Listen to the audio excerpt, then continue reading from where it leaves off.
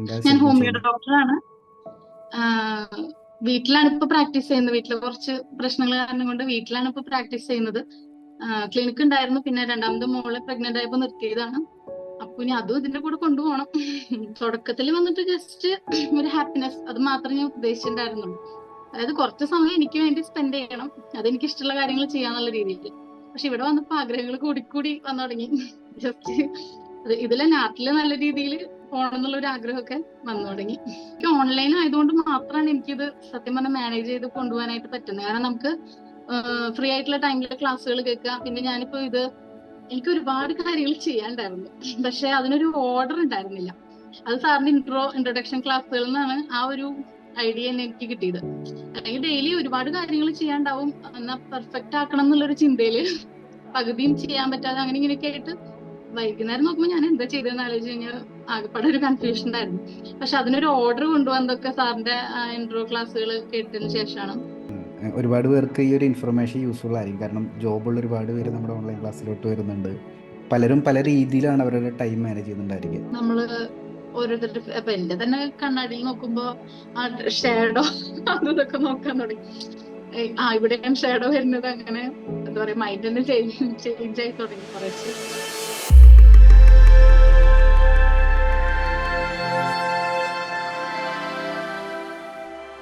നമസ്കാരം. നമ്മുടെ ഓൺലൈൻ ക്ലാസ്സിൽ ജോയിൻ ചെയ്തുകൊണ്ട് ക്രിയേറ്റിവിറ്റി ആൻഡ് വെൽനസ് ഹബ് എന്ന നമ്മുടെ സ്റ്റുഡൻസ് കൂട്ടായ്മയുടെ പാർട്ടായി നിന്നുകൊണ്ട് നമ്മുടെ സ്റ്റുഡൻസ് ക്രിയേറ്റ് ചെയ്യുന്ന സക്സസിൻ്റെ ആ ഒരു ജേണിയിലേക്ക് എല്ലാവരെയും സ്വാഗതം ചെയ്യുന്നു.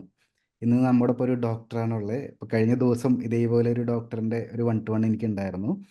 അപ്പോൾ സ്റ്റുഡൻസിൻ്റെ ക്രിയേറ്റ് ചെയ്യുന്ന സക്സസ് ജേണി നമ്മളിങ്ങനെ ഡിസ്കസ് ചെയ്യുന്ന സമയത്ത് ഇതിൻ്റെ പ്രധാനപ്പെട്ട ഒരു ഉദ്ദേശം എന്താണെന്ന് വെച്ച് കഴിഞ്ഞാൽ, ഇത് മറ്റുള്ളവർക്കും ആർട്ട് പഠിക്കാൻ ഇഷ്ടപ്പെടുന്നവർക്കും ഉപകാരപ്രദമാകുന്ന രീതിയിൽ ഈ ഒരു ഡിസ്കഷൻ മുന്നോട്ട് കൊണ്ടുപോകാനായിട്ട് ഞാൻ ആഗ്രഹിക്കുകയാണ്. അപ്പോൾ ഇവിടെ ഈ ഒരു 1-to-1 വരുന്ന എല്ലാ സ്റ്റുഡൻസും മറ്റുള്ള സ്റ്റുഡൻസിന് ഒരു മാതൃകയാണ്. കാരണം കോൺഫിഡൻസ് അച്ചീവർ എന്ന് പറയുന്ന റിവാർഡ് കരസ്ഥമാക്കിയിട്ടാണ് ഇവരെല്ലാവരും ഇവിടെ വന്നിട്ടുള്ളത്. ആ റിവാർഡ് കരസ്ഥമാക്കാനായിട്ട് ഒരുപാട് സ്റ്റെപ്സ് എടുത്തിട്ടുണ്ട്, കോഴ്സ് കൃത്യമായിട്ട് അറ്റൻഡ് ചെയ്തിട്ടുണ്ട്, അതിൽ പറയുന്ന ഒരുപാട് ടാസ്കുകൾ കംപ്ലീറ്റ് ആക്കിയിട്ടുണ്ട്.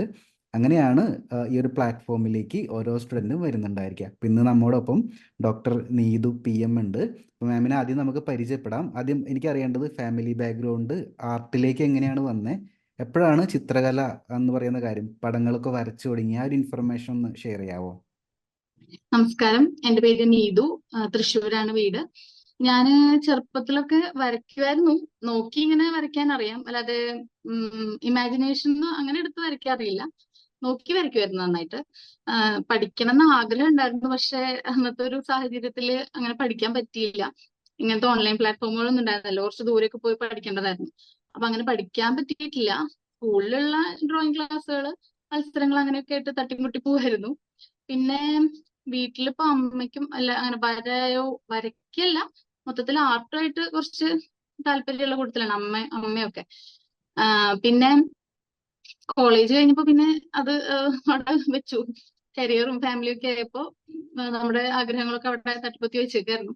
ഇപ്പൊ ഒരു ചേഞ്ച് വേണം ലൈഫിനെന്ന് തോന്നിയപ്പോഴാണ് സാറിന്റെ ഒരു ആഡ് ഇൻസ്റ്റഗ്രാമിൽ കണ്ടത്. അപ്പൊ അതില് എനിക്ക് സ്ട്രൈക്ക് ആയത്, ഇത് പഠിക്കാനായിട്ട് പ്രായപരിധി ഇല്ല എന്ന് പറഞ്ഞപ്പോ അപ്പൊ ഇനി എനിക്ക് ഒന്നുകൂടി നോക്കിയാലോ, അങ്ങനെ ഒരു ചിന്തയിലാണ് വീണ്ടും സ്റ്റാർട്ട് ചെയ്തത്. തുടക്കത്തിൽ വന്നിട്ട് ജസ്റ്റ് ഒരു ഹാപ്പിനെസ്, അത് മാത്രമേ ഞാൻ ഉദ്ദേശിച്ചിട്ടുണ്ടായിരുന്നുള്ളൂ. അതായത് കുറച്ച് സമയം എനിക്ക് വേണ്ടി സ്പെൻഡ് ചെയ്യണം, അതെനിക്ക് ഇഷ്ടമുള്ള കാര്യങ്ങൾ ചെയ്യാന്നുള്ള രീതിയിൽ. പക്ഷെ ഇവിടെ വന്നപ്പോ ആഗ്രഹങ്ങൾ കൂടിക്കൂടി വന്നു തുടങ്ങി. ജസ്റ്റ് ഇതിലെ നാട്ടില് നല്ല രീതിയിൽ പോകണം എന്നുള്ള ഒരു ആഗ്രഹമൊക്കെ വന്നു തുടങ്ങി. പ്രൊഫഷനെ കുറിച്ചൊന്ന് പറയാവോ? എന്താ ഞാൻ ശരിക്കും ഹോമിയോ ചെയ്യുന്നത്? ഡോക്ടറാണ്. വീട്ടിലാണ് ഇപ്പൊ പ്രാക്ടീസ് ചെയ്യുന്നത്. വീട്ടിലെ കുറച്ച് പ്രശ്നങ്ങൾ കാരണം കൊണ്ട് വീട്ടിലാണ് ഇപ്പൊ പ്രാക്ടീസ് ചെയ്യുന്നത്. ക്ലിനിക്ക് ഉണ്ടായിരുന്നു, പിന്നെ രണ്ടാമത്തെ മോളെ പ്രഗ്നന്റ് ആയപ്പോ നിർത്തിയതാണ്. അപ്പൊ ഇനി അതും ഇതിന്റെ കൂടെ കൊണ്ടുപോകണം. ഒരു ഒരു ചെറിയ ക്വസ്റ്റ്യൻ ചോദിച്ചോട്ടെ? ഇപ്പൊ മോളുണ്ട്, വീട്ടിലാണ് നിൽക്കുന്നത്, ഡോക്ടറായിട്ട് വർക്ക് ചെയ്യാണ്, ഒപ്പം ആർട്ട് ക്ലാസ് അറ്റൻഡ് ചെയ്യുന്നുണ്ട്, അതും ഓൺലൈനായിട്ട്. എങ്ങനെയാണ് ഇതെല്ലാം മാനേജ് ചെയ്ത് കൊണ്ടുപോകുന്നത്? ശരിക്കും ഓൺലൈൻ ആയതുകൊണ്ട് മാത്രമാണ് എനിക്കിത് സത്യം പറഞ്ഞാൽ മാനേജ് ചെയ്ത് കൊണ്ടുപോകാനായിട്ട് പറ്റുന്നത്. കാരണം നമുക്ക് ഫ്രീ ആയിട്ടുള്ള ടൈമിൽ ക്ലാസ്സുകൾ കേൾക്കുക. പിന്നെ ഞാനിപ്പോ എനിക്ക് ഒരുപാട് കാര്യങ്ങൾ ചെയ്യാണ്ടായിരുന്നു, പക്ഷെ അതിനൊരു ഓർഡർ ഉണ്ടായിരുന്നില്ല. അത് സാറിന്റെ ഇൻട്രൊഡക്ഷൻ ക്ലാസ്സുകളിൽ നിന്നാണ് ആ ഒരു ഐഡിയ തന്നെ എനിക്ക് കിട്ടിയത്. അല്ലെങ്കിൽ ഡെയിലി ഒരുപാട് കാര്യങ്ങൾ ചെയ്യാണ്ടാവും, എന്നാ പെർഫെക്റ്റ് ആക്കണം എന്നുള്ളൊരു ചിന്തയില് പകുതിയും ചെയ്യാൻ പറ്റാതെ അങ്ങനെ ഇങ്ങനെയൊക്കെ ആയിട്ട് വൈകുന്നേരം നോക്കുമ്പോൾ ഞാൻ എന്താ ചെയ്തതെന്ന് ആലോചിച്ച് കഴിഞ്ഞാൽ ആകെപ്പാടെ ഒരു കൺഫ്യൂഷൻ ആയിരുന്നു. പക്ഷെ അതിനൊരു ഓർഡർ കൊണ്ടുവന്നതൊക്കെ സാറിന്റെ ഇൻട്രോ ക്ലാസ്സുകൾ കേട്ടതിന് ശേഷമാണ്. പിന്നെ കുറച്ച് സമയം എക്സ്ട്രാ ഞാൻ രാവിലെ അല്ലെങ്കിൽ രാത്രിയിലാണ് ചിത്രം വരയ്ക്കാനായിട്ട് ഇഷ്ടപ്പെടുന്നത്.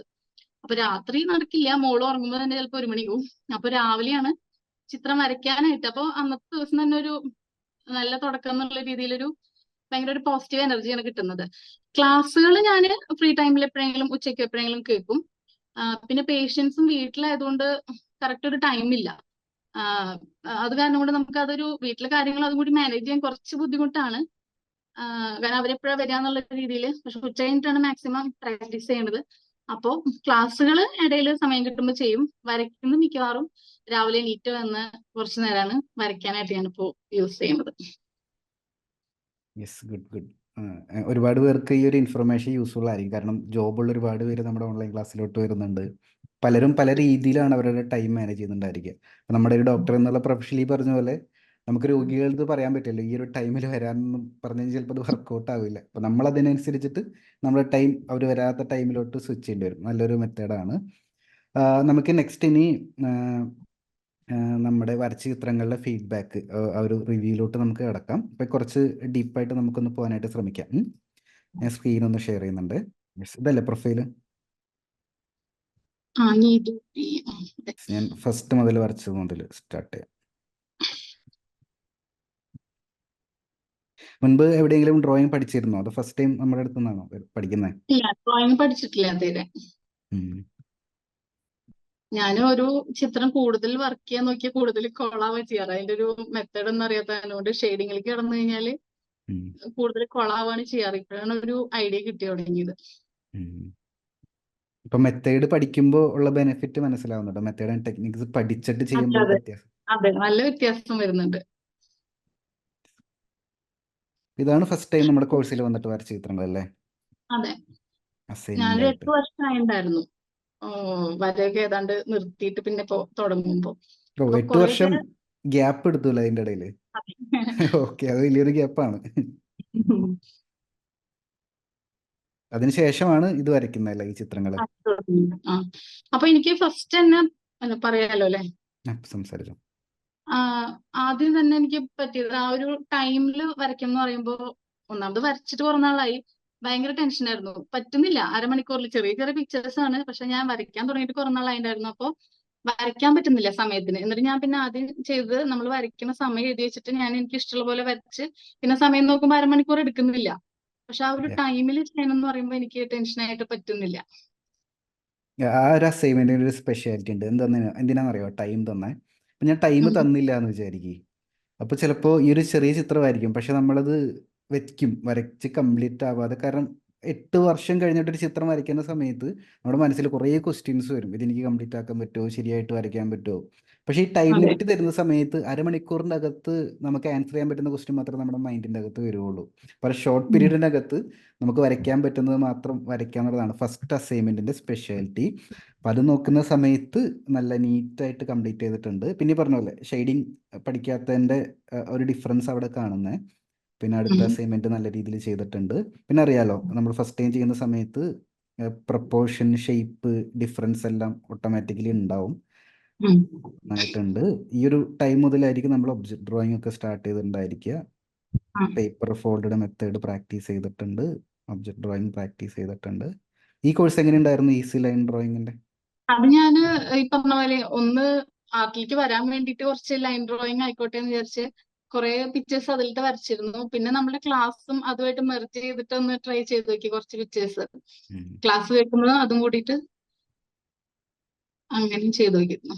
ഒരു സ്റ്റാർട്ടിങ്ങിൽ നല്ല ഇതായിരുന്നു, വരയ്ക്കുമ്പോ അതുപോലെ ആവണുണ്ട്. അപ്പൊ ഒരു കോൺഫിഡൻസ് ഒക്കെ കിട്ടുന്നുണ്ടായിരുന്നു.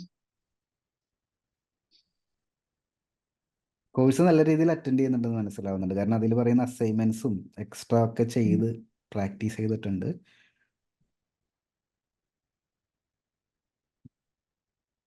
മോൻ എത്ര വയസ്സുണ്ട്? അവനിപ്പോ 1ാം ക്ലാസ്സിലാണ്.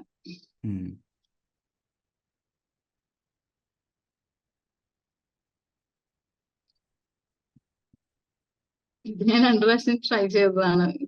നല്ലതാണ്. രണ്ടാമത്തെ തവണ വരച്ചപ്പോൾ കുറെ കൂടി ഉം. ഈ പറയുന്ന ഈ ഡിഫറൻസ് ഉണ്ടല്ലോ, ഈ കണ്ണിനാണ് മെയിൻ ഡിഫറൻസ് ഇവിടെ വന്നിരിക്കുന്നത്. പിന്നെ ആ ഫേസിന്റെ ടോട്ടൽ ഷേപ്പ്, തലമുടിയുടെ ടോപ്പിലെ ഷേപ്പ്. രണ്ടാമത്തെ തവണ വരച്ചപ്പോൾ പ്രപ്പോർഷൻസ് കുറെ കൂടി കറക്റ്റായി.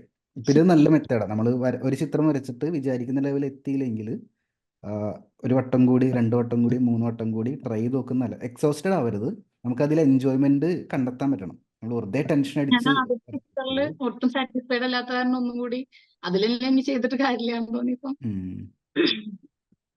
നന്നായിട്ടുണ്ട്. ഇനി ഫേസ് വരയ്ക്കുമ്പോൾ ടോട്ടൽ ഷേപ്പ് ഒന്ന് ശ്രദ്ധിച്ചോളൂ കേട്ടോ. ടോട്ടൽ ഷേപ്പിന്റെ ഡയറക്ഷൻ, ഈ ഒരു ഫേസിന്റെ ഡയറക്ഷൻ നോക്കി, ഇങ്ങനെയാണ് ഇരിക്കുന്നത്. വ്യത്യാസം. ഇങ്ങനെ ചെറിയ ഇവിടെ നമ്മൾ വരച്ചപ്പോൾ ഈ ഒരു ചെരിവ് മാറി. അത് കുഴപ്പമില്ല, നമ്മുടെ കോഴ്സിന്റെ അകത്ത് കറക്റ്റ് ആയിക്കോളും.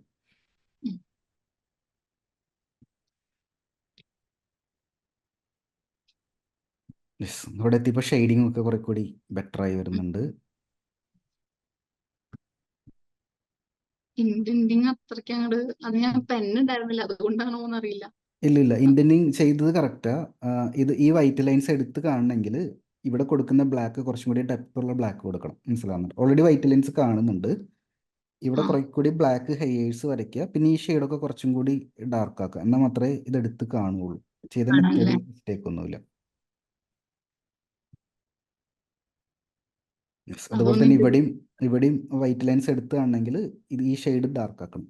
ചുറ്റും ഡാർക്ക് കൊടുക്കുന്ന ആക്കില്ല. ഷെയ്ഡ്. അതെ, കണ്ടോ, ഇവിടെയൊക്കെ എടുത്ത് കാണുന്നുണ്ട്, കണ്ടോ, ഉം. ഡാർക്ക് ആയതുകൊണ്ട്. Yes, correct.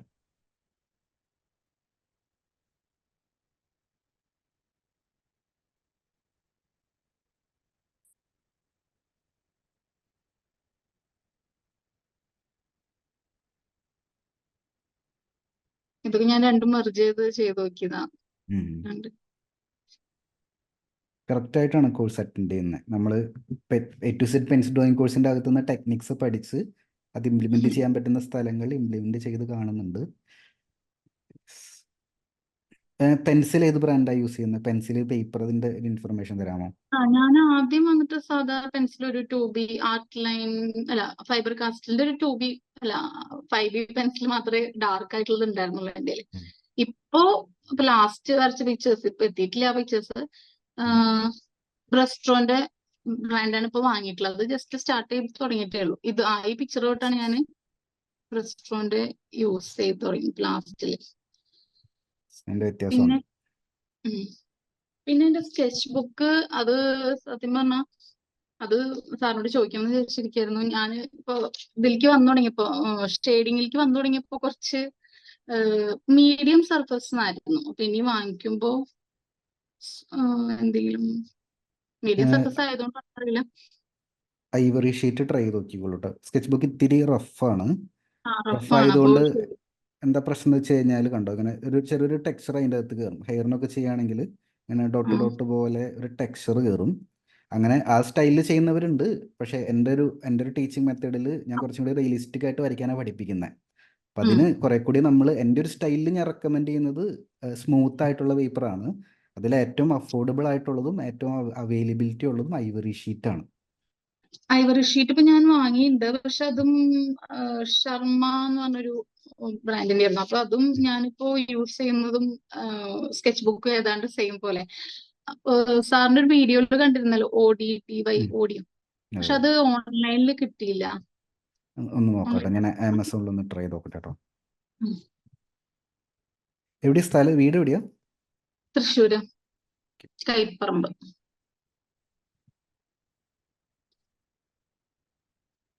അപ്പൊ എവിടെ നിന്നാ ഐറ്റംസ് എല്ലാം പർച്ചേസ് ചെയ്യുന്നത്? ഞാൻ ഓൺലൈനിലും പിന്നെ കുന്നംകുളത്ത് ഒരു ഷോപ്പ് ഉണ്ട്, അവിടെ നിന്നാണ് ഈ സ്കെച്ച് ബുക്ക് ഒക്കെ വാങ്ങിച്ചത്.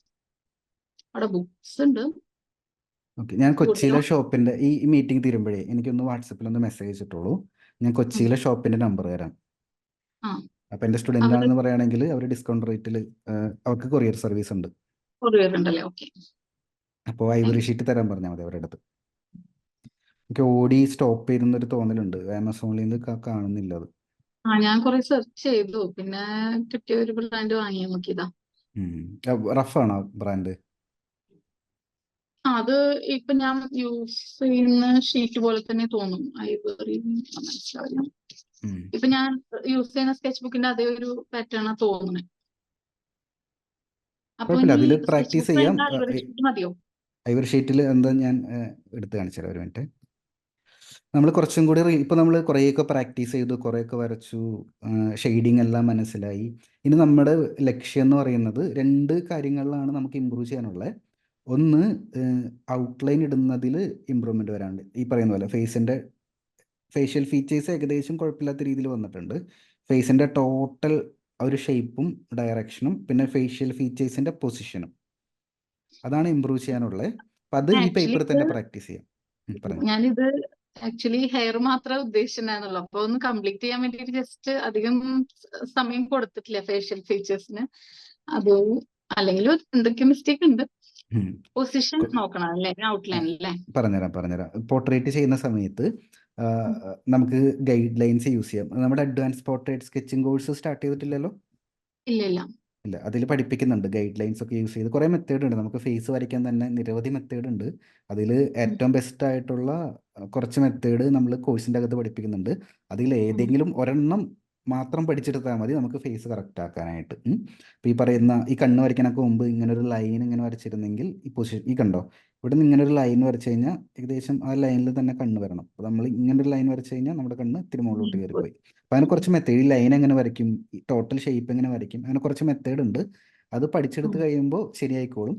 ഇനി നമ്മൾ ഫോക്കസ് ചെയ്യേണ്ടത് ഈ പറയുന്ന ഫേഷ്യൽ ഫീച്ചേഴ്സ്. ഫേസ് വരയ്ക്കുകയാണെങ്കിൽ ഫേസിൻ്റെ ടോട്ടൽ ഷേപ്പ് എങ്ങനെ കറക്റ്റ് ചെയ്യാം, ഫേഷ്യൽ ഫീച്ചേഴ്സിൻ്റെ പൊസിഷൻ എങ്ങനെ തെറ്റാതെ കറക്റ്റ് ചെയ്യാം എന്നുള്ളതിലായിരിക്കും. കോഴ്സിൽ വരുന്നുണ്ട്, പക്ഷേ ഒന്ന് നമ്മുടെ മൈൻഡിനോട് അത് ഫോക്കസ് ചെയ്യണമെന്ന് പറയണം. ബാക്കി ഷെയ്ഡിങ് എല്ലാം സെറ്റാണ്. അപ്പോൾ ഈ ഫേഷ്യൽ ഫീച്ചേഴ്സ് ഔട്ട്ലൈൻ ഇട്ട് പ്രാക്ടീസ് ചെയ്യുന്നത് നമ്മുടെ നോർമൽ സ്കെച്ച് ബുക്കിൽ ചെയ്യാം. ഇത്തരത്തിൽ റിയലിസ്റ്റിക് ആയിട്ട് ഷെയ്ഡിങ് വേണമെന്ന് വിചാരിച്ച് വരയ്ക്കുന്ന ചിത്രങ്ങൾ ഐവറി ഷീറ്റ് പുതിയത് വാങ്ങുമ്പോൾ അതിൽ ചെയ്യുകയാണെങ്കിൽ ഇതിനേക്കാളും ബെറ്റർ റിസൾട്ട് നമുക്ക് കിട്ടും. ഓൾറെഡി പെൻസിൽ നമ്മൾ അപ്ഗ്രേഡ് ചെയ്തു, ഇനി ഷെയ്ഡിങ് കൂടി ബെറ്ററായിട്ട് പേപ്പറും കൂടി മാറ്റി കഴിഞ്ഞാൽ ബെറ്ററായിട്ട് വരും. മെത്തേഡ് കറക്റ്റാണ്, ഷെയ്ഡിങ് ചെയ്യുന്ന മെത്തേഡ് കറക്റ്റാണ്, ഒരു മിസ്റ്റേക്ക് അതിൻ്റെ അകത്തില്ല. പ്രോപ്പറായിട്ട് തന്നെയാണ് ഷെയ്ഡ് ചെയ്യുന്നത്. എന്നിട്ട് ഹെയർ നല്ല രീതിയിൽ ചെയ്യുന്നുണ്ട്. ഇനി ഫേസ് വരയ്ക്കാൻ ഔട്ട്ലൈൻ കറക്റ്റാക്കി കഴിഞ്ഞാൽ ഷെയ്ഡിങ് ചെയ്യാനായിട്ട് സ്റ്റാർട്ട് ചെയ്യാം ഫേസിൽ. അങ്ങനെ ചെയ്യുമ്പോൾ 2-3 കാര്യങ്ങൾ ശ്രദ്ധിക്കാനുണ്ട്. ഡയറക്റ്റ്ലി ഫോട്ടോ, ഇപ്പോൾ ഈ ഒരു ഫോട്ടോ നോക്കി വരയ്ക്കാനായിട്ട് പറഞ്ഞു കഴിഞ്ഞാൽ ഏതൊരു വലിയ ആർട്ടിസ്റ്റിനാണെങ്കിലും ഈ പറയുന്ന എവിടെ നിന്ന് സ്റ്റാർട്ട് ചെയ്യുന്നുള്ള ബുദ്ധിമുട്ടുണ്ടാവും. അപ്പോൾ ആലോചിച്ച് നോക്ക്, സ്റ്റുഡൻ്റ് ആയിട്ടുള്ള നിങ്ങൾക്ക് എത്രത്തോളം പ്രശ്നമായിരിക്കും ഇങ്ങനെ ഒരു ഫേസ്. മനസ്സിലായി, ഇതിൻ്റെ അകത്ത് ഷെയ്ഡിങ് അധികം വിസിബിൾ അല്ല, വളരെ സ്മൂത്ത് ആയിട്ടാണ് പോയിരിക്കുന്നത്. അപ്പോൾ ശരിക്കും ഒരു പ്രൊഫഷണൽ രീതിയിൽ ചെയ്യുകയാണെങ്കിൽ എക്സ്ട്രാ ടൂൾസ് നമ്മൾ എടുക്കേണ്ടി വരും. അപ്പോൾ ഞാൻ റെക്കമെൻഡ് ചെയ്യുന്നത് ഫോട്ടോ നോക്കി വരയ്ക്കണൊക്കെ മുമ്പ് എളുപ്പമാക്കാനായിട്ട് നമുക്ക് ഡ്രോയിങ് തന്നെ നോക്കി വരയ്ക്കാം. ഞാൻ പിൻട്രസ്റ്റ് യൂസ് ചെയ്തിട്ടുണ്ടോ? പിൻട്രസ്റ്റ് നോക്കിയിരുന്നു ഒരു 1-2 പിക്ചേഴ്സ്. പിൻട്രസ്റ്റിലൊക്കെ പോവുകയാണെങ്കിൽ പോർട്രേറ്റ് ഡ്രോയിങ് സെർച്ച് ചെയ്ത് കഴിഞ്ഞാൽ കുറേ ചിത്രങ്ങൾ കിട്ടും. ഇതിൽ ഡിഫറെൻറ്റ് ലെവലിലുള്ള ചിത്രങ്ങളുണ്ട്. ഏറ്റവും ഈസി ആയിട്ടുള്ളതും ഭയങ്കര റിയലിസ്റ്റിക് ആയിട്ടുള്ളതുമായിട്ടുള്ള ഡ്രോയിങ്ങുകൾ ഇതിൻ്റെ അകത്തുണ്ട്. നമ്മൾ നെക്സ്റ്റ് ലെവലിലോട്ട് എടുക്കേണ്ടത് ഇത്തരത്തിലുള്ള ചിത്രങ്ങളായിരിക്കണം. കണ്ടോ? ഇതിൻ്റെ സ്പെഷ്യാലിറ്റി, ഈ ഒരു ചിത്രം കിട്ടിക്കഴിഞ്ഞാൽ നമുക്ക് ഫേഷ്യൽ ഫീച്ചേഴ്സ് എല്ലാം എളുപ്പത്തിൽ ഔട്ട്ലൈൻ ഇട്ട് വരച്ചെടുക്കാനുള്ള പോസിബിലിറ്റി ഉണ്ട്. കൂടാതെ ഷെയ്ഡിങ് ഒന്ന് ക്ലോസിൽ ഒബ്സർവ് ചെയ്ത് കഴിഞ്ഞാൽ ഈ ആർട്ടിസ്റ്റ് ഏത് ഡയറക്ഷനിലേക്കാണ് ഷെയ്ഡ് ചെയ്ത് നമുക്ക് പഠിക്കാൻ പറ്റും. മനസ്സിലാവുന്നുണ്ടോ?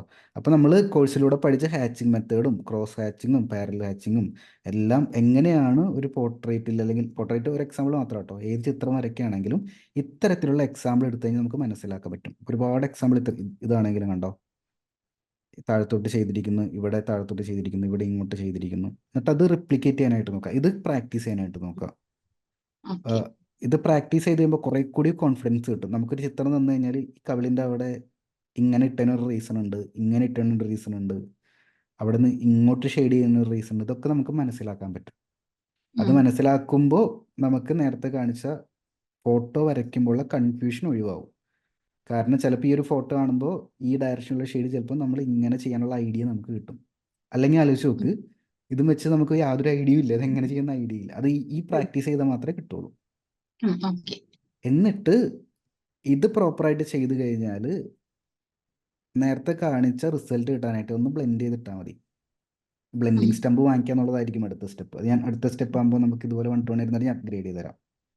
തൽക്കാലം ഈ ഒരു ലെവലിലോട്ട് ഇങ്ങനത്തെ പിക്ചേഴ്സ് ഫോക്കസ് ചെയ്യുക. ഇതൊക്കെ പെർഫെക്റ്റ് എക്സാമ്പിളാണ്. കണ്ടോ ലൈനുകൾ. ഇത് ടൈം എടുക്കും. പതുക്കെ പതുക്കെ ഒറ്റ ദിവസം കൊണ്ട് കംപ്ലീറ്റ് ആക്കാനായിട്ട് നോക്കരുത്. പതുക്കെ പതുക്കെ പതുക്കെ പിന്നെ കംപ്ലീറ്റ്. ക്ഷമ കുറവ്. അവരൊന്ന് തുടങ്ങി എനിക്കത് അവസാനിപ്പിക്കണം എന്നുള്ളൊരു ചിന്തയാണ്. അത് അത് രണ്ട് തരത്തിലാണ്. ഇപ്പോൾ നമ്മൾ ഇത്ര ചിത്രങ്ങൾ വരച്ചിട്ടില്ലേ, ഇതൊക്കെ പെട്ടെന്ന് കംപ്ലീറ്റ് ആക്കാൻ പറ്റുന്ന ചിത്രങ്ങളാണ്. ഇതെല്ലാം പെട്ടെന്ന് കംപ്ലീറ്റ് ആക്കേണ്ട ചിത്രങ്ങളാണ്.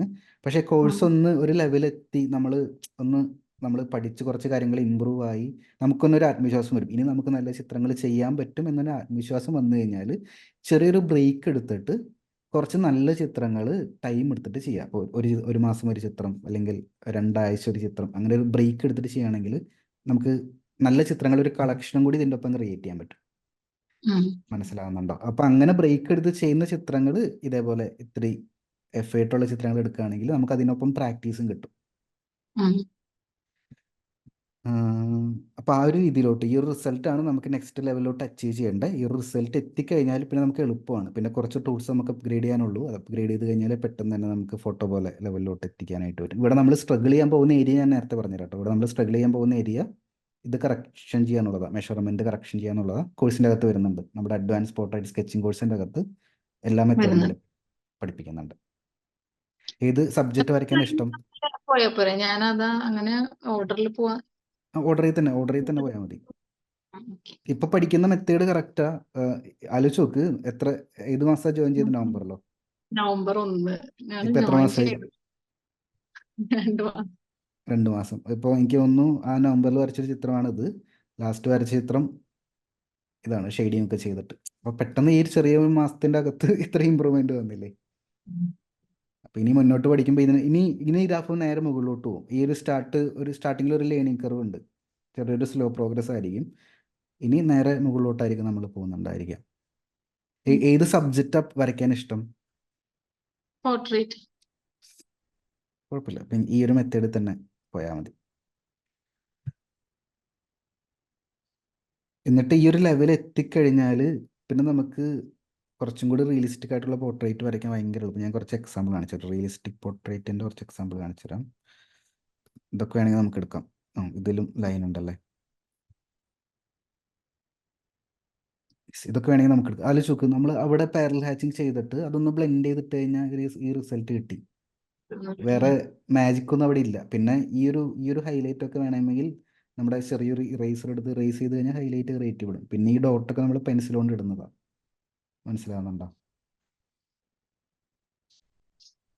വേറെ എന്തെങ്കിലും ഡൗട്ട് ഉണ്ടോ? നമ്മൾ വരയ്ക്കുന്നതിലോ പ്രാക്ടീസ് ചെയ്യുന്നതിലോ ആർട്ടിലോ എന്തെങ്കിലും ഡൗട്ടിൻ്റെ അടുത്ത് ചോദിക്കാനുണ്ടോ? അല്ല, ഇതൊക്കെ തന്നെയായിരുന്നു ഡൗട്ട്. ഇങ്ങനെ ഇനി എന്താണ് ഇമ്പ്രൂവ് ചെയ്യേണ്ടതെന്ന് അറിയണമായിരുന്നു. പിന്നെ ഇപ്പൊ ആ ഒരു ലൈൻ തിക്നെസ് കൂട്ടിയും കുറച്ച് വരയ്ക്കുക, അതെനിക്ക് അങ്ങോട്ട് ശരിയാവുന്നില്ല. സ്റ്റാർട്ടിങ്ങിൽ ഉണ്ടായിരുന്നു. പറഞ്ഞുതരാം. അതിൻ്റെ ഒരു ഷോർട്ട് കട്ടാണ് ഞാൻ കോഴ്സിൽ പറഞ്ഞു തന്നെ. അത് ആക്ച്വലി നമ്മൾ അറിയാതെ വരണം. അത് വലിയ വലിയ ആർട്ടിസ്റ്റുകളൊക്കെ ഞാൻ ചെയ്യുമ്പോൾ അതങ്ങോട്ട് എന്തോ ഒരു ആർട്ടിഫിഷ്യൽ ആയിട്ട് പോകണ അത് പോലെ. നമ്മൾ മനഃപൂർവ്വം ക്രിയേറ്റ് ചെയ്യുന്ന കാരണം. ഞാൻ പോർട്രേറ്റ് സ്കെച്ചിങ് സെർച്ച് ചെയ്തോട്ടെ. അതിൻ്റെ ഒരു ചെറിയൊരു ഷോർട്ട് കട്ട് ഞാൻ ഒന്നുകൂടി പറഞ്ഞുതരാം കേട്ടോ.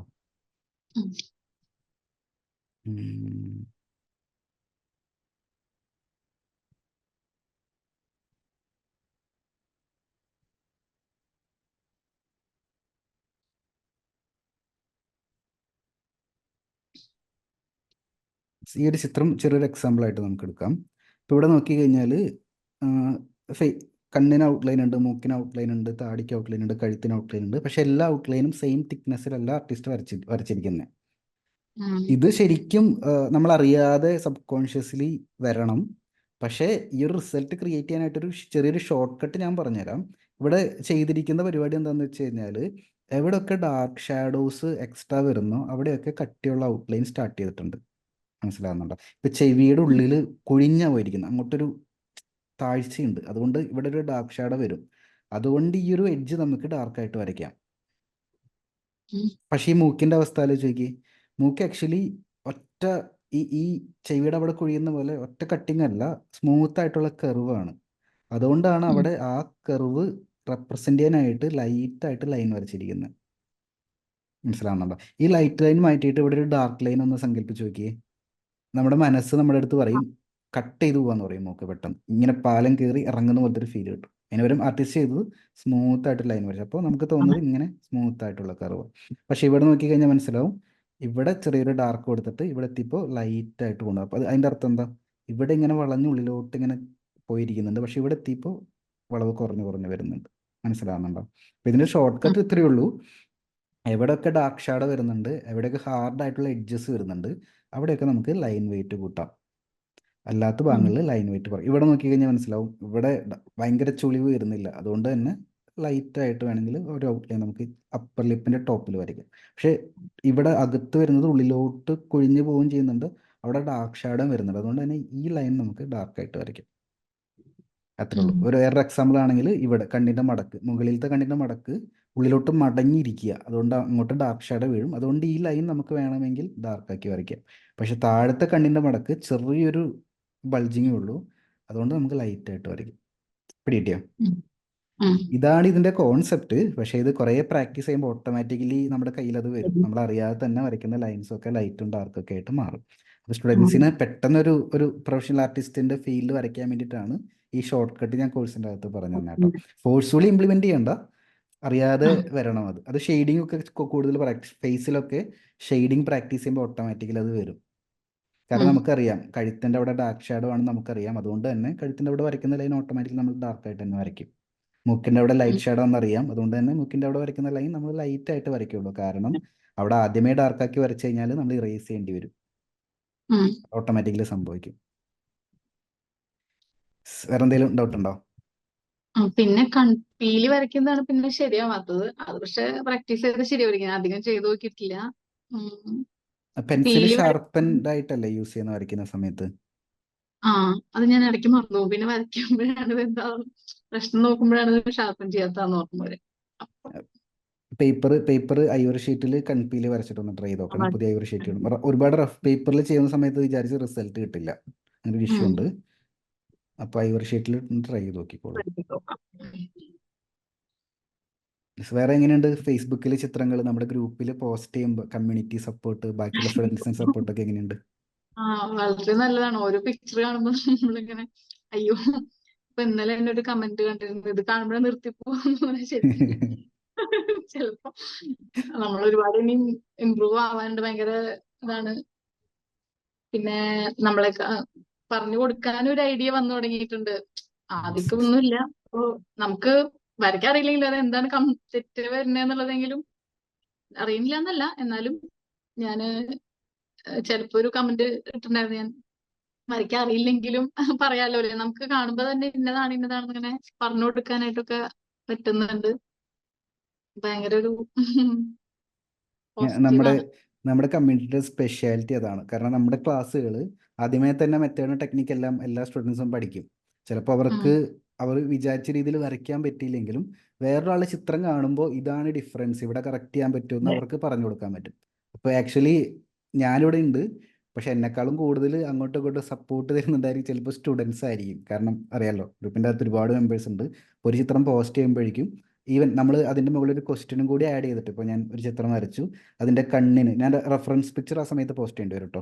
അങ്ങനെ പോസ്റ്റ് ചെയ്യുകയാണെങ്കിൽ ഇങ്ങനെ ചോദിക്കണം, ഞാനൊരു ചിത്രം വരച്ചു, ഞാൻ അതിൻ്റെ ചിത്രം പോസ്റ്റ് ചെയ്യുന്നുണ്ട്, അതിൻ്റെ റെഫറൻസ് പിക്ചറും പോസ്റ്റ് ചെയ്യുന്നുണ്ട്, പക്ഷെ അതിൻ്റെ കണ്ണിന് ഈ ഒരു ഭാഗത്ത് എന്തോ ഒരു ഡിഫറൻസ് ഉള്ളവർ എനിക്ക് തോന്നുന്നുണ്ട്, നിങ്ങൾ ഫ്രണ്ട്സ് ഒന്ന് ഹെൽപ്പ് ചെയ്യാവോ എന്നെ, എന്താണ് ഡിഫറൻസ് എന്ന് കറക്റ്റ് അങ്ങനെയൊക്കെ ചോദിക്കുകയാണെങ്കിൽ തീർച്ചയായിട്ടും നല്ല നല്ല കമൻറ്റ്സ് കിട്ടും. അപ്പം അങ്ങനെയും നമുക്ക് ഗ്രൂപ്പ് യൂസ് ചെയ്യാം. ഒരുപാട് പേര് അങ്ങനെ സപ്പോർട്ട് ചെയ്യുന്നുണ്ട് ഗ്രൂപ്പിൽ. എനിക്ക് നെക്സ്റ്റ് ചോദിക്കാനുള്ളത്, ഞാൻ 120 വരുന്ന എല്ലാവരുടെയും ഗോള്, ആർട്ടിലുള്ള ഗോള് ഞാൻ നോട്ട് ചെയ്ത് വെക്കുന്നുണ്ട്. കാരണം ഇനിയും നമുക്ക് അടുത്ത റിവാർഡുകൾ കരസ്ഥമാക്കാനുള്ളത് ഇതുപോലെ 120 വരും. അപ്പോൾ എനിക്ക് നിങ്ങളെ ആ ഒരു പ്രോഗ്രസ് ട്രാക്ക് ചെയ്യാനായിട്ട് ഏറ്റവും എളുപ്പം ഗോള് സെറ്റ് ചെയ്യുമ്പോഴാണ്. അപ്പം എന്തെങ്കിലും ഗോള് ആർട്ടിലുണ്ടോ എന്നുള്ളതാണ് എൻ്റെ ചോദ്യം. ഉണ്ടെങ്കിൽ ഞാനൊന്ന് നോട്ട് ചെയ്ത് വെക്കാം. റിയലിസ്റ്റിക് ആയിട്ടുള്ള പിക്ചേഴ്സ് വരയ്ക്കുക. ഒരു പിക്ചർ കണ്ടു കഴിഞ്ഞാൽ അതുപോലെ തന്നെ ഏതാണ് ഞാൻ വരച്ചത് ഏതാന്ന് എടുത്ത് ചോദിക്കാൻ തോന്നണം. അങ്ങനെയുള്ള അഹങ്കാരങ്ങളൊക്കെ തോന്നി തുടങ്ങിയിട്ടുണ്ട്. ഫോട്ടോ റിയലിസ്റ്റിക് ആയിട്ട് ഒരു ഫോട്ടോ പോലെ വരയ്ക്കാനല്ലേ? സ്റ്റാർട്ട് ചെയ്യുമ്പോ അതന്നെ, സ്റ്റാർട്ടിങ്ങിൽ വന്നിട്ട് ഇത് എങ്ങനെയാലും ആ ഒരു ഛായ ഉണ്ടാവണം, ഇതാന്ന് പറയണം എന്നുള്ളൊരു അത്രയ്ക്ക് പോലും ഉണ്ടായിരുന്നില്ല. ഞാൻ പണ്ടൊക്കെ ട്രൈ ചെയ്ത് നോക്കിയിട്ട് പിന്നെ ഞാൻ നിർത്തിവെച്ച പരിപാടിയാണ് പോർട്രേറ്റ്. നോക്കി വരയ്ക്കുമ്പോ കുഴപ്പമില്ല, ആൾക്കാരുടെ ഫേസ് വരയ്ക്കുമ്പോ യാതൊരു ബന്ധം വരാറില്ല. അപ്പോ അത് ശരിയാക്കണം എന്നൊക്കെയായിരുന്നു. പക്ഷെ ഇപ്പൊ വന്നപ്പോ പോലെ റിയലിസ്റ്റിക് ആയിട്ട് ഫോട്ടോ റിയലിസം, അതാണ് ഇപ്പോഴത്തെ ഒരു എയിം. ആരുടെ ഫോട്ടോ വരയ്ക്കാനാ താല്പര്യം അങ്ങനെ? ആഹ് അതായത് നമുക്കറിയുന്നവരുടെ, നമുക്ക് ചുറ്റുമുള്ളവരുടെ പിക്ചേഴ്സ് അതിൽ ആദ്യം വരയ്ക്കാൻ ഇഷ്ടമുള്ള ആരുടെ വീട്ടിലാണ്. ആയിരിക്കും? ഞാനിപ്പോ തുടങ്ങി വെച്ചിട്ടുണ്ട്. കാരണം സാറിന്റെ ഒരു ക്ലാസ് കേട്ടപ്പോ നമ്മൾ വരച്ചു തുടങ്ങിയാലാണ് ശരി, ഫുള്ള് ശരിയായിട്ട് എന്ന് വിചാരിച്ചിട്ട് കാര്യമില്ല എന്നിട്ട് മക്കളുടെ ഫോട്ടോ തുടങ്ങി, പക്ഷെ അത് ശരിയാവുന്നില്ല. ഞാൻ കാണുന്നറിയില്ല. ആദ്യം ഞാൻ ജസ്റ്റ് ലൈൻ വെച്ച് വരക്കാണോ അറിയില്ല. ലൈൻ കണ്ട് വെച്ച് കാണാം. വരയ്ക്കാൻ നോക്കിയപ്പോ തീരെ ശരിയായില്ല. അത് കഴിഞ്ഞ് പിന്നെ ഞാൻ സാർ വേണ്ടാന്ന് പറഞ്ഞ സംഭവം ഉണ്ടല്ലോ, ഗ്രിഡ് ഗ്രിഡ് വെച്ചിട്ട് ഇപ്പോഴും ഇങ്ങനെയല്ല ഇവര്.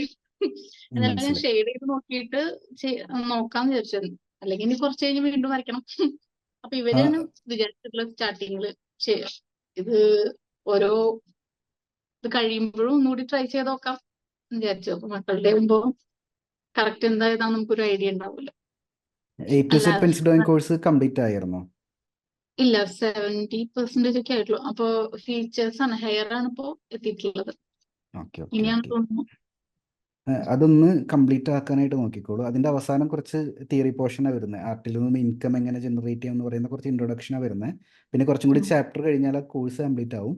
അത് കംപ്ലീറ്റ് ആയി കഴിഞ്ഞാൽ നേരെ നമ്മുടെ advance portrait sketching course start ചെയ്യുക. സ്റ്റാർട്ട് ചെയ്യുമ്പോൾ ഈ പറയുന്ന ഫേസ് വരയ്ക്കാൻ പഠിപ്പിക്കുന്ന കുറേ മെത്തേഡ് ഉണ്ട്. ഗ്രിഡ് എല്ലാവർക്കും എനിക്ക് ഗ്രിഡ് ഇട്ട് വരച്ച് കഴിഞ്ഞാൽ ശരിയാവാറില്ല പലപ്പോഴും. ഗ്രിഡ് എല്ലാവർക്കും വഴങ്ങണമെന്നില്ല. നന്നായിട്ട് വരയ്ക്കുന്നവരാണെങ്കിൽ പോലും ചിലപ്പോൾ ഒരു ഗ്രിഡ് ഇട്ട് വരച്ച് അതിൻ്റെ ഉള്ളിൽ ഒതുക്കണം എന്ന് പറയുന്ന സമയത്ത് നമുക്ക് ഇഷ്യൂസ് വരും. അപ്പോൾ ഗ്രിഡും ട്രൈ ചെയ്തു. ഗ്രിഡും മോശമാണെന്നൊന്നുമല്ല, ഗ്രിഡും ട്രൈ ചെയ്തു. പക്ഷേ ഗ്രിഡ് ശരിയായിട്ടില്ലെങ്കിൽ നമുക്ക് ഇഷ്ടം പോലെ ഫേസ് വരയ്ക്കുന്ന മെത്തേഡുകളുണ്ട്, കോഴ്സിൻ്റെ അകത്ത് പഠിപ്പിക്കുന്നുണ്ട്. ആ കോഴ്സ് അറ്റൻഡ് ചെയ്ത് കഴിയുമ്പോഴേക്കും നമുക്ക് പ്രോപ്പറായിട്ട് സ്ട്രക്ചേർഡ് ആവും, കറക്റ്റായിട്ട് നമുക്ക് ഫേസ് വരയ്ക്കാൻ പറ്റും. കൂടാതെ മെഷർമെൻറ്റ് കറക്ഷൻ അത് നോട്ട് ചെയ്ത് വെച്ചോ. മെഷർമെൻറ്റ് കറക്ഷൻ എന്ന് പറഞ്ഞിട്ട് ഒരു ചാപ്റ്റർ ഉണ്ട് അഡ്വാൻസ് പോർട്രേറ്റ് സ്കെച്ചിങ് കോഴ്സിൻ്റെ അകത്ത്. അത് നമ്മൾ ഈ പറയുന്ന പോലെ പാട്ടിലൊക്കെ സാധകം ചെയ്യുന്ന പോലെ ഡെയിലി പ്രാക്ടീസിൻ്റെ പരിപാടിയാണ്. അത് ചെയ്ത് കഴിഞ്ഞാൽ മെഷർമെൻ്റ് ഒക്കെ ഭയങ്കരമായിട്ട് നമുക്ക് കണ്ണുകൊണ്ട് മെഷർ ചെയ്യാൻ പറ്റും, ക്വിക്കായിട്ട് മെഷർ ചെയ്ത് ഇപ്പൊ വരയ്ക്കാൻ തന്നെ പറ്റും. നമ്മള് ഓരോരുത്തരുടെ ഇപ്പൊ എന്റെ തന്നെ കണ്ണാടിയിൽ നോക്കുമ്പോ ആ ഷേഡോ അതും ഇതൊക്കെ നോക്കാൻ തുടങ്ങി. ഇവിടെയാണ് ഷേഡോ വരുന്നത്, അങ്ങനെ എന്താ പറയാ മൈൻഡ് തന്നെ ചേഞ്ച് ആയി തുടങ്ങി കുറേശ്ശെ. മക്കളുടെ ആണെങ്കിൽ ഇവിടേക്ക് ഷേഡോ വരുന്നുണ്ട്, അങ്ങനെയൊക്കെ ഒരു പ്രത്യേക രീതിയിലൊക്കെ ഇടയ്ക്ക് നോക്കാൻ തോന്നുന്നുണ്ട്. അപ്പൊ അത് കഴിഞ്ഞിട്ട് വരച്ചു തുടങ്ങിയാൽ മതിയോ പോർട്രേറ്റ്സ് കോഴ്സ് അങ്ങനെ കഴിഞ്ഞിട്ട്? ഒപ്പം വര ഒപ്പം നടക്കട്ടെ, കോഴ്സും ഒപ്പം വര പ്രാക്ടീസ്. നടക്കുന്നുണ്ട്. ഞാൻ 2 പ്രാവശ്യം വരച്ചിട്ടും എനിക്ക് അത്ര ഒരു ഇത് ഷെയ്ഡ് ചെയ്യണോ വേണ്ടയോ എന്ന് ചോദിച്ചിട്ട് നിൽക്കണേ ഞാൻ. ട്രൈ ചെയ്ത് നോക്കിക്കോ. പക്ഷേ കോഴ്സ് കംപ്ലീറ്റ് ആകുമ്പോഴേക്കും നല്ല റിസൾട്ട് വരും, ഭയങ്കര ഡിഫറൻസ് വരും. അപ്പോൾ ഞാനിവിടെ ഗോൾ നോട്ട് ചെയ്ത് വെക്കുന്നുണ്ട്. നമ്മുടെ ഗോൾ എന്ന് പറയുന്നത് റിയലിസ്റ്റിക് ആയിട്ട് ഒരു ഫാമിലി ഫോട്ടോ കംപ്ലീറ്റ് ആക്കുക എന്നുള്ളതാണ്. അപ്പോൾ കോഴ്സ് അറ്റൻഡ് ചെയ്യുക, നേരത്തെ പറയുന്ന സ്റ്റെപ്സ് എടുക്കുക. എന്തെങ്കിലും ബുദ്ധിമുട്ട് വരികയാണെങ്കിൽ നമ്മുടെ ഫേസ്ബുക്ക് ഗ്രൂപ്പിൽ ചോദിക്കാം. കാരണം ചില സമയത്ത് ഈ മെറ്റീരിയൽസിൻ്റെ ഇഷ്യൂ പലർക്കും വരാറുണ്ട് കേട്ടോ. പൈറ് ഷീറ്റ് പുതിയത് വാങ്ങിക്കാനാണെങ്കിലും ചിലപ്പോൾ റിസൾട്ട് കിട്ടിയില്ലെങ്കിൽ ഗ്രൂപ്പിൽ ചോദിക്കാം. പിന്നെ ഗ്രൂപ്പിൽ നല്ല റിയലിസ്റ്റിക് ആയിട്ട് വരച്ചിടുന്ന ചിത്രങ്ങൾ കാണുന്ന സമയത്ത് അവരുടെ അടുത്ത് ചോദിക്കാം എന്ത് മെറ്റീരിയൽ, കമൻറ്റിൽ എഴുതിയിട്ട് നിങ്ങൾ എന്ത് മെറ്റീരിയൽ യൂസ് ചെയ്ത, ഏത് ബ്രാൻഡാണ്. തൃശ്ശൂരിൽ നിന്നൊക്കെ ഒരുപാട് പേര് നമ്മുടെ സ്റ്റുഡൻ്റ് ആയിട്ടുണ്ട്. അടുത്തുള്ള ഷോപ്പുകൾ ചിലപ്പോൾ അറിയാൻ കണക്ഷൻ കിട്ടും. അങ്ങനത്തെ ഒരുപാട് ബെനിഫിറ്റ് ഉണ്ട്. യെസ്, ബാക്കി എന്താണ് മറ്റുള്ള എൻ്റെ ഓൺലൈൻ ക്ലാസ്സിൽ ഞാനിപ്പോൾ അഡ്മിഷൻ സ്റ്റോപ്പ് ചെയ്ത് വെച്ചിരിക്കുക. ഇനിയിപ്പോൾ വീണ്ടും റീ ഓപ്പൺ ചെയ്യണം. ഒരുപാട് പേര് റിക്വസ്റ്റ് ചെയ്യുന്നുണ്ട് ഓൺലൈൻ ക്ലാസ്സിൽ ജോയിൻ ചെയ്യാനായിട്ട്. ഈ ഒരു പ്രായത്തിൽ ഈ ഒരു പ്രൊഫഷനിൽ നിന്നുകൊണ്ട് ഡോക്ടേഴ്സ് ആയിട്ടുള്ള ഒരുപാട് പേര് ഇപ്പോൾ എൻക്വയറി ഇടുന്നുണ്ട്. അപ്പോൾ ആ ഒരു പ്രൊഫഷനിൽ നിന്നുകൊണ്ട് എന്താ പറയാനുള്ളത്, മറ്റുള്ള ഡോക്ടേഴ്സിൻ്റെ അടുത്ത് ചിത്രകല ഓൺലൈനിലൂടെ പഠിക്കാനായിട്ട് സാധിക്കുമോ? ഇതിൽ വന്നിട്ടുള്ളൊരു ടോട്ടൽ എക്സ്പീരിയൻസ് എങ്ങനെയുണ്ട്? ഒരുപാട് ഞാൻ അത്രയ്ക്ക് അങ്ങോട്ട് പീക്കിൽ എത്തിയിട്ടില്ല കരിയറിൽ. അങ്ങനെ ഒരുപാട് അതിലോട്ട് കോൺസെൻട്രേറ്റ് ചെയ്യുന്നവർക്ക് ഇത് ഒരു പഠിക്കാന്നുള്ള രീതിയിൽ പോകുന്നത് ചിലപ്പോൾ കുറച്ച് സ്ട്രെസ് ആയിരിക്കും. ഇതിന് ഞാൻ അത്യാവശ്യം ടൈം ഇൻവെസ്റ്റ് ചെയ്യുന്നുണ്ട്. അതെനിക്ക് ഇഷ്ടമുള്ളതുകൊണ്ടാണ്. നമുക്ക് ഇഷ്ടമുണ്ട്, ആഗ്രഹം ഉണ്ടെന്നുണ്ടെങ്കിൽ വേറെ എന്തുണ്ടെങ്കിലും അതിന്റെ കൂടെ കൊണ്ടുപോകാൻ പറ്റുന്ന ഒരു കാര്യമാണ്. അതല്ല വെറുതെ എന്താ പറയാ അത് ചെയ്യണം അങ്ങനെ ഒരുപാട് കാര്യങ്ങളുടെ കൂടെ കൊണ്ടുപോവാണെങ്കിൽ അതിനേക്കാളും റിസൾട്ട് കിട്ടുക നമുക്ക് അത്രയും ഇൻട്രസ്റ്റ് ഉണ്ടെങ്കിൽ അത് കരിയർ എന്തായാലും എന്തൊക്കെയായാലും നമ്മൾ എത്തിയിരിക്കും, നമ്മൾ വിചാരിച്ച സ്ഥലത്ത് ആർട്ടിൽ എത്തിയിരിക്കും. നമ്മുടെ ലൈഫിൽ നമ്മൾ പ്രയോറിറ്റി കൊടുക്കുന്ന കാര്യങ്ങളായിരിക്കും. നമുക്ക് അറിയാലോ, എൻ്റെ കല്യാണം കഴിഞ്ഞ മാസം കഴിഞ്ഞായിരുന്നു. കല്യാണം കഴിഞ്ഞിട്ട് ഞാൻ ആദ്യം ചെയ്ത കാര്യം എല്ലാ സ്റ്റുഡൻസിൻ്റെ നിന്നും ഞാൻ നേരിട്ട് ആർട്ട് വർക്ക് കളക്ട് ചെയ്തു. അന്ന് വന്ന എല്ലാ സ്റ്റുഡൻസിൻ്റെയും നേരിട്ട് ആർട്ട് വർക്ക് കളക്ട് ചെയ്തിട്ട് ഞാൻ അവർക്ക് എല്ലാവർക്കും ഇനി തിരിച്ച് കൊറിയർ അയച്ചു കൊടുക്കാൻ പോവാ. ആർട്ട് വർക്കിനെ കുറിച്ച് ഫീഡ്ബാക്ക് ഷൂട്ട് ചെയ്തിട്ട്. കൂടാതെ ഇപ്പോൾ 3 days ചലഞ്ച് നമ്മുടെ വാട്സപ്പ് ഗ്രൂപ്പിൽ നടക്കുന്നുണ്ട്. ഇന്ന് വീക്കിലി മീറ്റിംഗ് വരുന്നുണ്ട്. ഇനിയിപ്പോൾ ഞാൻ സ്പെഷ്യൽ ഒരു മീറ്റിംഗ് ഞാൻ അനൗൺസ് ചെയ്യാൻ പോവാ ഇന്ന്. അപ്പോൾ ഇതൊക്കെ ഇതിൻ്റെ ഒപ്പം ചെയ്യുന്നത് എന്തിനാന്ന് വെച്ച് കഴിഞ്ഞാൽ, ഞാനും എൻ്റെ സ്റ്റുഡിയോ മാറി, ഞങ്ങളെല്ലാവരും വീട് മാറി വേറെ സ്ഥലത്താണ്. അപ്പോൾ ഞാൻ മാത്രമേ ഇവിടെ ഉള്ളൂ. ഞാൻ ഈ ഇൻ്റർവ്യൂ എടുക്കാൻ വേണ്ടിയിട്ട് അങ്ങോട്ട് വന്നേ. നമ്മുടെ ലൈഫിൽ പല പല ചേഞ്ചസ് ഉണ്ടാവും. നമ്മുടെ കരിയറിൽ പല പല ഡിഫിക്കൽട്ടീസ് ഉണ്ടാവും, പല പല സ്ട്രെസ് ഉണ്ടാവും. പക്ഷെ നമ്മളെ എവിടെയാണ് പൊസിഷൻ ചെയ്യുന്നത്, നമ്മുടെ ലൈഫിൽ വരുന്ന കാര്യങ്ങൾ എങ്ങനെയാണ് പ്രയോറിറ്റൈസ് ചെയ്യുന്നത്, അവിടെ നിന്നായിരിക്കും നമുക്ക് റിസൾട്ട് കിട്ടുന്നുണ്ടായിരിക്കുക. അത് നമ്മുടെ ചോയ്സാണ്. മനസ്സിലാവുന്നുണ്ടോ? നമുക്ക് ഇഷ്ടം പോലെ നമ്മുടെ ടൈം ടേബിൾ മാറ്റാം. നമുക്ക് ഇഷ്ടമുള്ള അനുസരിച്ച് കാര്യങ്ങൾ പ്രയോറിറ്റൈസ് ചെയ്യാം. അപ്പോൾ എനിക്കും ഈ കോഴ്സിൻ്റെ അകത്ത് വരുന്നവരുടെ അടുത്ത് പറയാനുള്ള കാര്യം, ഇത് നിങ്ങൾക്കൊരു വെറുതെ ഒരു ഹോബി ആയിട്ടാണ് നിങ്ങൾക്ക് വരുന്നതെങ്കിൽ അതുപോലത്തെ ഒരു റിസൾട്ട് ആയിരിക്കും നിങ്ങൾക്ക് കിട്ടുന്നുണ്ടായിരിക്കുക. നിങ്ങൾ കുറച്ചും കൂടി എഫേർട്ട് എടുത്ത് കുറച്ചും കൂടി ടൈമൊക്കെ ഇൻവെസ്റ്റ് ചെയ്ത് പഠിക്കണം, ഇതുപോലെ ഒരു ഗോള് സെറ്റ് ചെയ്ത് ആ ഗോളിലോട്ട് എത്തണം എന്ന് ആഗ്രഹിച്ച് വരുന്നവരാണെങ്കിൽ തീർച്ചയായിട്ടും അതിലോട്ടെത്തും. ഇനി നേരെ തിരിച്ച് ഇതൊരു പ്രൊഫഷനാക്കി മാറ്റണം എന്ന് ആഗ്രഹിച്ച് വരുന്നവരാണെങ്കിൽ തീർച്ചയായിട്ടും നിങ്ങൾക്ക് ഇത് പ്രൊഫഷനാക്കി മാറ്റാനും സാധിക്കും. ഇതാണ് നമ്മുടെ ഈ ഒരു ക്ലാസ്സിൻ്റെ സ്പെഷ്യാലിറ്റി. വേറെ എന്തെങ്കിലും ഡിസ്കസ് ചെയ്യാനുണ്ടോ എന്ന് നമുക്ക്? ഇല്ല, ഞാൻ സത്യം പറഞ്ഞു കഴിഞ്ഞാൽ ഒരു ഹോബി പോലെയാണ് ഇത് തുടങ്ങിയത്. പക്ഷെ ഇവിടെ എത്തിയപ്പോഴാണ് സാറിന്റെ എഫേർട്ട് കാണുമ്പോൾ നമ്മള് അപ്പൊ അതിന്റെ ഒരു 10% നമ്മളും ചെയ്യണല്ലോ എന്നുള്ള രീതിയിലാണ് ഇപ്പൊ അതിലേക്ക് ഇങ്ങോട്ട് ഇറങ്ങി വന്നു തുടങ്ങിയെന്ന് പറയാം. യെസ്, ഇപ്പോൾ ഒരുപാട് സന്തോഷം. ഞാൻ വൈൻഡപ്പ് ചെയ്യാണ്. അതിനൊക്കെ മുമ്പായിട്ട് ഗോള് മറക്കണ്ട. ആ ഒരു ഫാമിലി ഫോട്ടോ ഗ്രൂപ്പിലേക്ക് ഞാൻ എനിക്ക് വരയ്ക്കാൻ അറിയില്ല എന്ന് വിചാരിച്ചിട്ട് കുറച്ചു മുമ്പ് മൂത്ത മോനുള്ളപ്പോ വരപ്പിച്ചതാണ് ആഗ്രഹം കൊണ്ട്. പക്ഷെ അതുപോലെ ഇപ്പൊ ഒരാളും കൂടി ഉണ്ട്, ആളും കൂടി വെച്ചിട്ട് ഒരു ഫാമിലി ഫോട്ടോ വരയ്ക്കണം. കുറെ കൂടി ഷെയ്ഡിങ് ഒക്കെ ചെയ്ത് ഫോട്ടോ പോലെ തോന്നുന്ന ലെവലിൽ നമുക്ക് വരയ്ക്കാം എന്തായാലും. അപ്പം എന്തായാലും ഓൾ ദി ബെസ്റ്റ്. ഞാൻ പറയുന്ന സ്റ്റെപ്സ് മറക്കണ്ട കേട്ടോ, കണ്ടിന്യൂ ചെയ്തോളാം. യെസ്, വൈൻഡപ്പ് ചെയ്യണേ. Thank you. Have A great day.